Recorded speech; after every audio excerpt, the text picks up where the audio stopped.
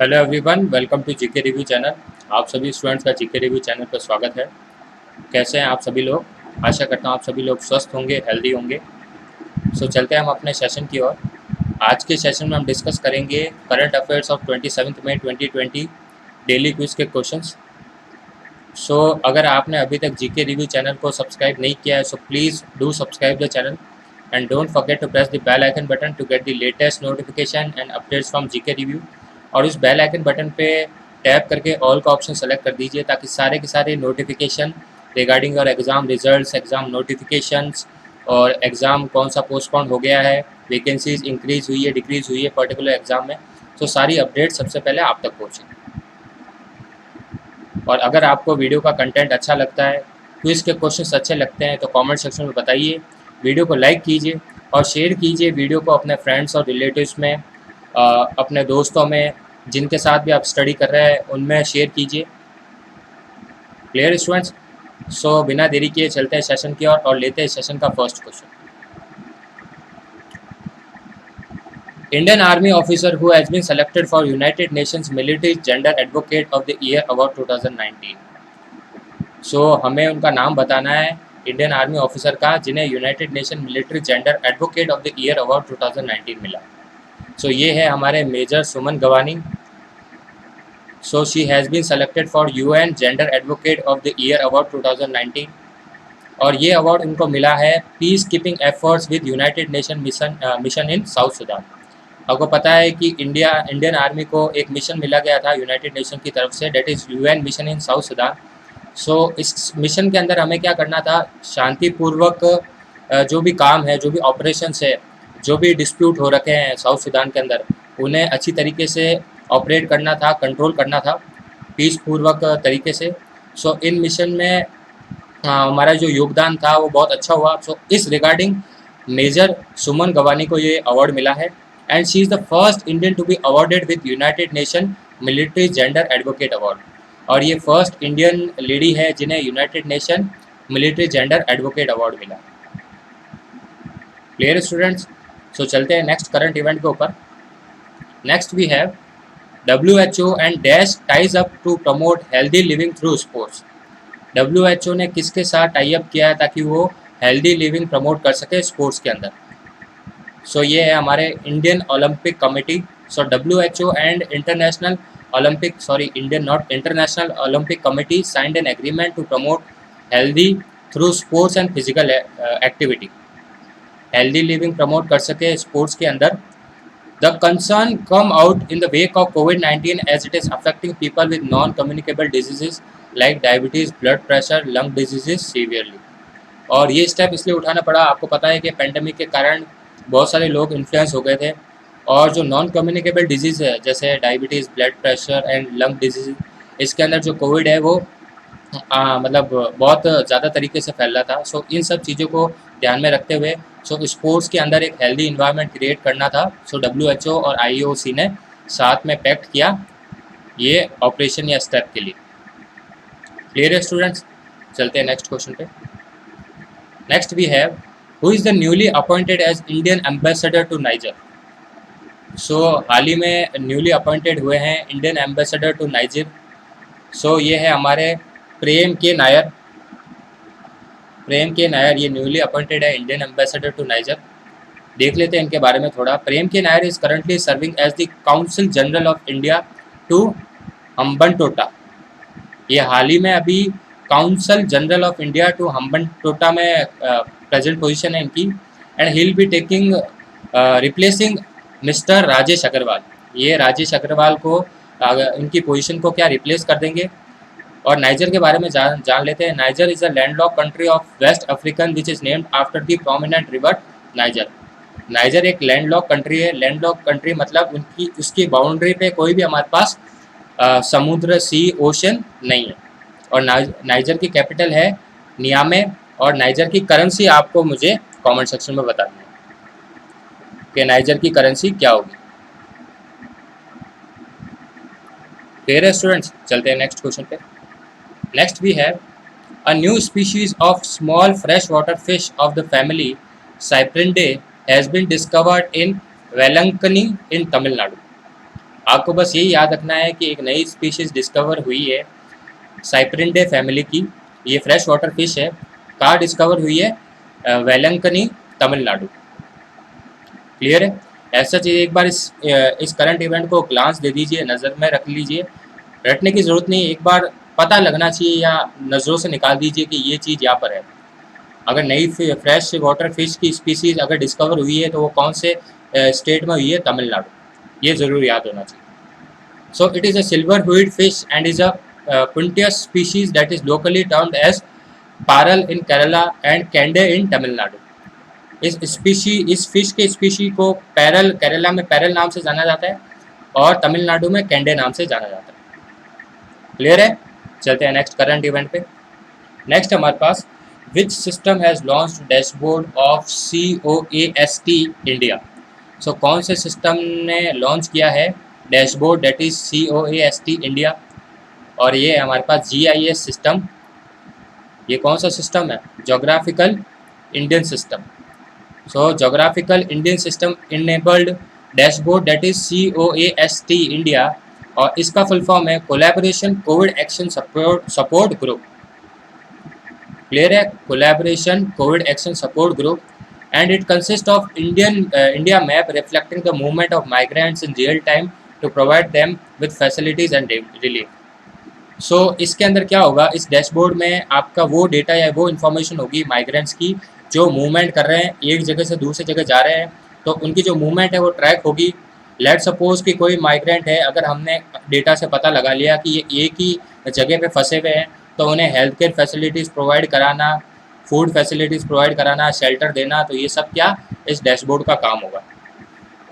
सो इससे बहुत मदद मिलेगी माइग्रेंट्स को, और ये भी उनकी जो जर्नी भी है वो रिड्यूस हो जाएगी। जैसे हमें पता चलता है कि अगर किसी का होम टाउन बहुत दिनों से वो ट्रैवल कर रहा है, तो हमने उनको पिक करके उनका होम टाउन पर उन्हें छोड़ दिया। The map matches time and spatial data on administrative facilities in the area, transportation and healthcare facilities. चलते हैं नेक्स्ट करंट इवेंट पे। Next we have power finance corporation that is PFC signs MOU with Narmada basin project company that is NBPCL to fund 22,000 crore for how much megawatt hydro electric project and multipurpose project in Madhya प्रदेश।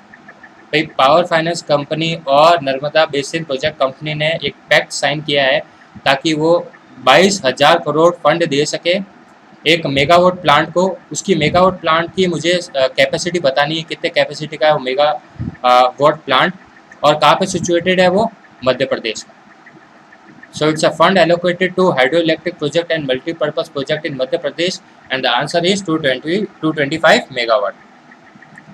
सो ये plant 2 से 25 megawatt का है, और किसके बीच में tie up हुआ है? Power finance company and Narmada basin project company. Clear है स्टूडेंट्स? चलते हैं नेक्स्ट क्वेश्चन पे। नेक्स्ट वी हैव वंदन योजना learning for post COVID-19 webinar under know your scheme lecture series was hosted by DST that is department of science and technology, government of Rajasthan ने वंदन योजना scheme launch की है। इसका नाम है वंदन योजना लर्निंग फॉर पोस्ट COVID-19, और इस स्कीम में क्या होगा ये भी मैं बताऊंगा। It was organised in collaboration with TRIFED and Ministry of Tribal Affairs. TRIFED और मिनिस्ट्री ऑफ ट्राइबल अफेयर्स के साथ ये कोलैबोरेट किया गया है ताकि वंदन योजना को स्मूथली रन कर सके। और इसके अंदर क्या होगा, अगर ट्राइफेड की बात करें, TRIFED has also assure revenue of ₹20,000 to 30,000 per person per year through Van Dhan value addition schemes minimum support price. So TRIFED ने 20,000 से 30,000 पर पर्सन पर ईयर दिए हैं वंदन वैल्यू एडिशन स्कीम के तहत। ये मिनिमम सपोर्ट प्राइस को बढ़ावा देने के लिए, इनिशिएट करने के लिए ये स्टेप लिया गया है। TRIFED is also looking toward launching tech for tribals with IITs, IIMs, MSME to form an entrepreneurship skill development programme. मैं आपको थोड़ा सा शॉर्ट नोट में समझा देता हूँ क्या है वंदन योजना स्कीम। देखो वंदन योजना स्कीम क्या है, जो भी ट्राइबल्स है उनकी जो लिविंग है वो डिपेंड है फॉरेस्ट के ऊपर। जो भी वो अर्निंग कर रहे हैं, जो भी वो रह रहे हैं, वो सब फॉरेस्ट के ऊपर डिपेंड है। अच्छा, बाय चांस क्या होता है, हमारे पास क्लाइमेट चेंज हो जाते हैं, सीज़न चेंज हो जाते हैं, तो उनके पास अप्रोप्रिएट रिसोर्सेज नहीं होते हैं ताकि वो अपनी लिविंग को रन कर सकें। सो इन सब चीज़ों को गवर्नमेंट ने क्या किया है, उन ट्राइबल पीपल को उन ट्राइबल कम्युनिटी को सेल्फ डिपेंडेंट बनाने के लिए उनको ट्रेनिंग दी गई है, स्किलफुल ट्रेनिंग दी गई है, ताकि जो भी वो रिसोर्सेस इकट्ठा कर रहे हैं फॉरेस्ट से, अगर वो कहीं और बेचते हैं तो उन्हें अप्रोप्रिएट प्राइस मिले उनके रिसोर्सेज की। क्लियर है? वो तभी मिल पाएगी जब हम उन्हें अप्रोप्रिएट ट्रेनिंग देंगे, समझाएंगे और उन्हें सेल्फ डिपेंडेंट बनाएंगे। सो ये सब इनिशिएटिव को बढ़ाने के लिए, ट्राइबल पीपल को हेल्प करने के लिए, इसका जो प्रोसेस है वो स्मूथ करने के लिए ये हमने वंदन योजना स्कीम लॉन्च की है। क्लियर है स्टूडेंट्स? तो चलते हैं नेक्स्ट क्वेश्चन पे। Next we have CSIR, that is Council of Scientific and Industrial Research, ties up with which company to develop RT lamp based COVID-19 diagnostic kit? So CSIR किस company के साथ tie up करती है ताकि RT lamp COVID-19 diagnostic kit बना सके? सो हमारा answer है RIL, that is Reliance industries limited. So RIL के साथ समझौता करके RT lamp COVID-19 diagnostic kit बनाए। आइए थोड़ा इसके बारे में पढ़ लेते हैं। RT लैम्प का हमारे पास फुल फॉर्म है reverse transcriptase loop mediated isothermal amplification. RT lamp याद करने की ज़रूरत नहीं है, हल्का सा थोड़े वर्ड्स दिमाग में रख लीजिए, जैसे हमारे पास लूप मीडिएटेड आइसोथर्मल एम्पलीफिकेशन है, ताकि बाय चांस अगर 1% ये क्वेश्चन आ भी जाता है फुल फॉर्म का तो आपको याद रहेगा। ये कॉस्ट इफेक्टिव टेस्ट है और इसके जो कंपोनेंट्स है वो इंडियन ओरिजिन से ही बनाए गए हैं।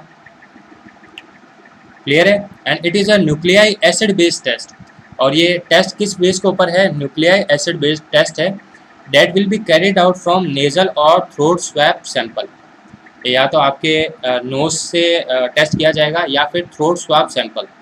थ्रोट स्वाब सैंपल क्या होता है? अगर आपने COVID-19 का टेस्ट कराया होगा तो आपको पता लग गया होगा क्या होता है। उसके अंदर एक स्टिक होती है, वो आपके माउथ में डालते हैं और उस स्टिक का जो ऐसा फैब्रिक ऐसा होता है ताकि वो आपका सलाइवा को क्या एब्जॉर्ब कर सके, और वो आपके माउथ के उस पार्ट में रखते हैं जहाँ पे ज़्यादातर सलाइवा क्या एक्यूमुलेट होता है, जमा होता है। सो ये थ्रोट स्वैप सैंपल होता है, ये एक सैंपल कलेक्टिंग मेथड है।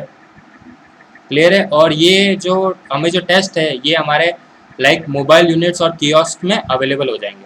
कियोस्क होते हैं ना, जैसे पानी की जो कॉइन डाल के पानी अपन कलेक्ट करते हैं, या बहुत सारे कियोस्क होते हैं डिफरेंट, जैसे कोक्स कियोस्क होते हैं, सॉफ्ट ड्रिंक कियोस्क होते हैं। सो उस ज़रिए हम क्या ये टेस्ट भी कर सकेंगे। चलते हैं नेक्स्ट क्वेश्चन पे। नेक्स्ट भी है army commanders conference inaugurated in which state? Army commander conference कौन से स्टेट में लॉन्च की गई है? सो इट इज़ इनॉग्रेटेड इन दिल्ली। दिल्ली में आर्मी कमांडर्स कॉन्फ्रेंस इनॉग्रेट हुई है। सो it is the first phase of the conference, जो कि 27 मई से 29 मई में इनॉग्रेट होगी, and the second phase is expected to be held in June 20, और दूसरा जो फेज होगा वो जून में लॉन्च होगा। Army commanders conference is an apex बाई एनुअल इवेंट। एपेक्स बाई एनुअल इवेंट मतलब एक साल में 2 बार इवेंट होता है। That takes into consideration operation, administration, logistic and security issues. जो भी हमारे आर्मी के ऑपरेशंस होते हैं, एडमिनिस्ट्रेशंस होते हैं, लॉजिस्टिक होते हैं, मूवमेंट्स होते हैं, सिक्योरिटीज़ होती है, वो सब अपन डील करते हैं इस कॉन्फ्रेंस में। चलते हैं नेक्स्ट क्वेश्चन पे। Next we have Shyamala Bhave passes away she was famous for. Shyamala Bhave is a lady and she is well known for his vocals. So she is a vocalist. थोड़ा सा इनके बारे में जान लेते हैं। She is the music composer in India's first Sanskrit serial titled Kadambari. जो first serial Sanskrit serial title जिसका नाम था कदम्बरी, उनके ये म्यूजिक कंपोजर थे। एंड आदि शंकराचार्य, 2 ये हमारे पास संस्कृत सीरियल थे, इन दोनों की म्यूजिक कंपोजर थी। She was honored with Ubhayagana Vidyushi and Karnataka Rajyotsava Award and she belongs to Bangalore। कभी कभी पूछ लेते हैं कि ये जो पर्सनैलिटी है, ये जो वोकलिस्ट है, कौन से स्टेट से बिलोंग करती है, तो थोड़ा सा ग्लांस इस पर भी डाल देना। She belongs to Bangalore। Clear है? So she belongs to Bangalore। Last देख लेते हैं। Director general of World Health Organization Tedros Adhanom Ghebreyesus suspended the clinical trial of hydroxychloroquine on COVID-19 patients। So WHO के जो director general हैं, इन्होंने हालांकि suspend कर दिया है clinical trial of hydroxy chloroquine. क्यों किया है? इसका कारण ये है क्योंकि एक स्टडी से पता चला है कि ये ज़्यादा कंजप्शन होने में, मतलब हाइड्रोक्सी HCQ अगर मेडिसिन में ज़्यादा आप कंज्यूम कर रहे हो तो आपकी जो मोर्टेलिटी रेट है वो इंक्रीज़ हो रही है, मतलब जो डेथ रेट है पर्सनस में वो ज़्यादा इंक्रीज़ हो रही है। सो इन सब चीज़ों को रोकने के लिए हमने एक स्टेप लिया, WHO ने स्टेप लिया है ताकि इसकी जो क्लिनिकल ट्रायल है वो रोका जा सके। So WHO, in order to evaluate the safety and efficacy of drug against COVID-19, initiated solidarity trial that included HCQ. And HCQ are effective for autoimmune diseases and will be suspended temporarily for COVID. So अभी temporarily इसको suspend किया गया है HCQ को। जब तक WHO ज़्यादा आगे इंस्ट्रक्शंस नहीं देती है तब तक ये सस्पेंडेड है। क्लियर है स्टूडेंट्स? क्यों सस्पेंडेड है? क्योंकि हमने देखा है कि HCQ का ज़्यादा कंजप्शन से मेडिसिन के अंदर पर्सनस में मोर्टेलिटी रेट ज़्यादा देखने को देखी गई है। क्लियर है? सो आज के लिए बस इतना ही। I hope you enjoyed the session. आपको सेशन अच्छा लगा होगा, क्विज पसंद आया होगा। अगर पसंद आया है तो लाइक करना ना भूलें, share the video, subscribe the channel GK Review, and don't forget to press the bell icon button to get the latest notification and updates from GK Review. So thank you all of you and have a nice day.